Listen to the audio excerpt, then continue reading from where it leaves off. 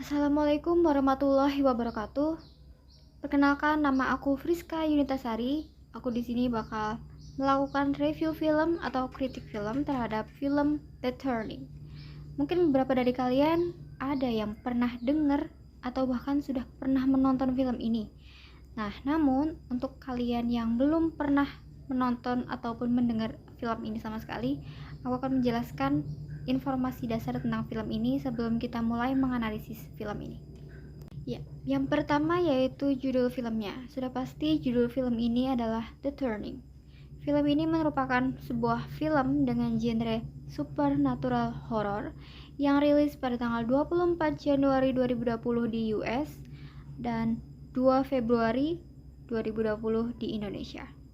Nah, film ini disutradarai oleh Floria Sigismondi. Nah, film The Turning ini merupakan film yang diadaptasi dari sebuah novel berjudul The Turn of the Screw, karya Henry James pada tahun 1989. Film ini ditulis oleh Chad Hayes dan Carey yang sebelumnya terlibat dalam film The Conjuring. Dan film ini juga diproduksi oleh Roy Lee yang sebelumnya terlibat dalam film It dan The Lego Film.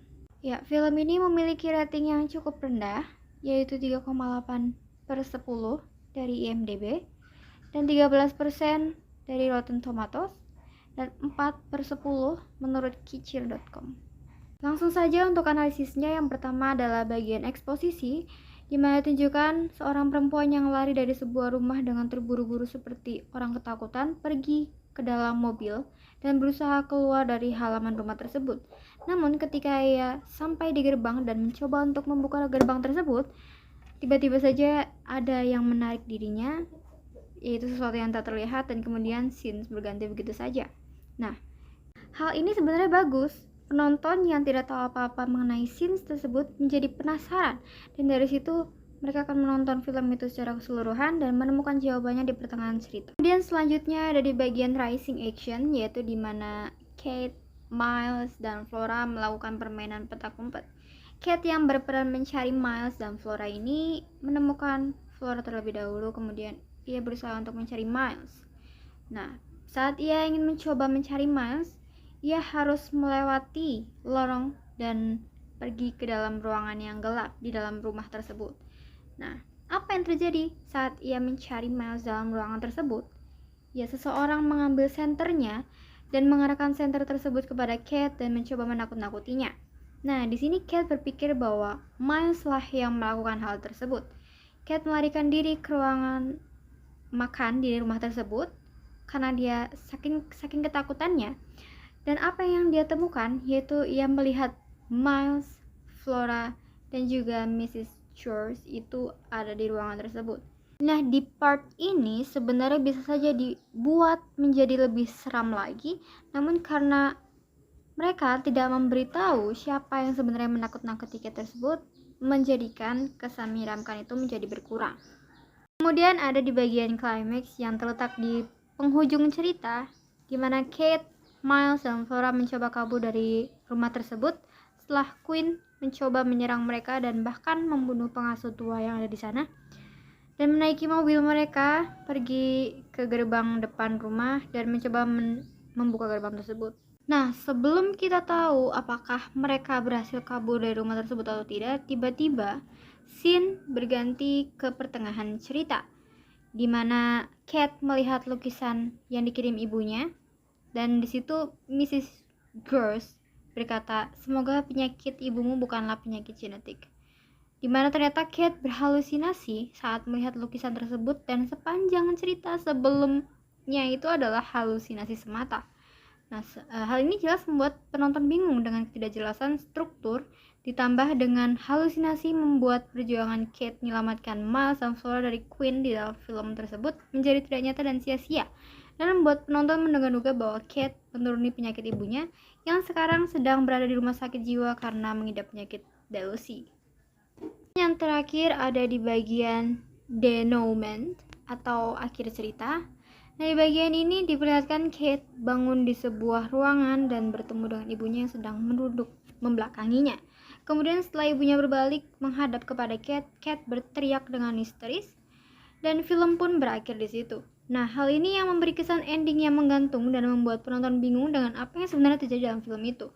Banyak yang berargumen bahwa di sini ini tersebut Kate bukan melihat ibunya, melainkan melihat cerminan dirinya sendiri, yang berarti Kate sebenarnya mengalami penyakit yang sama dengan ibunya, yaitu delusi, yang membuatnya tidak waras. Di sini bisa disimpulkan bahwa struktur dari film ini sudah urut di bagian awalnya.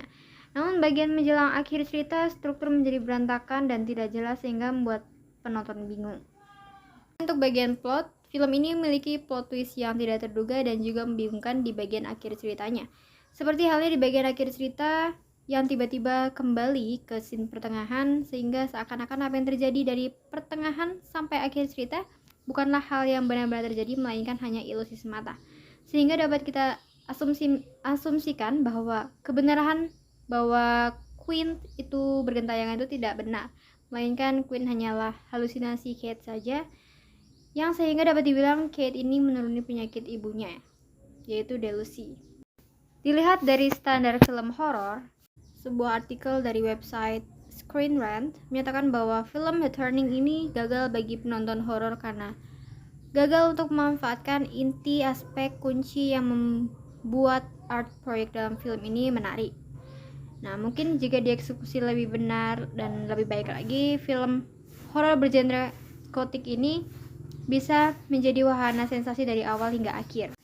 Di dalam film ini memang ada beberapa jump scare, namun bukanlah jump scare yang begitu menyeramkan, karena beberapa di antaranya terlihat blur sehingga tidak dapat dilihat dengan jelas dan hanya mengandalkan sound effect saja.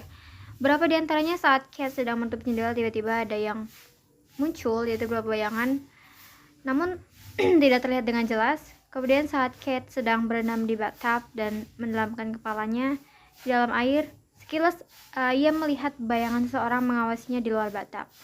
Kemudian saat ia sedang mencari mouse saat bermain petak umpet, tiba-tiba seorang mengambil senternya dan menakut-nakutinya. Tapi di situ tidak diperlihatkan siapa yang menaklukkannya. Nah, hal ini adalah hal yang membuat genre horor dalam film ini berkurang. Kemudian dilihat berdasarkan plot dan struktur film ini masih cukup membingungkan untuk ditonton dan memberi ending yang menggantung juga tidak jelas. Entah Kate sebenarnya mengidap penyakit delusi juga seperti ibunya, entah Queen itu sebenarnya adalah hantu gentayangan atau hanya halusinasi Kate saja. Sampai sekarang saya masih bingung akan hal tersebut. Sekian dari saya, terima kasih. Wassalamualaikum warahmatullahi wabarakatuh.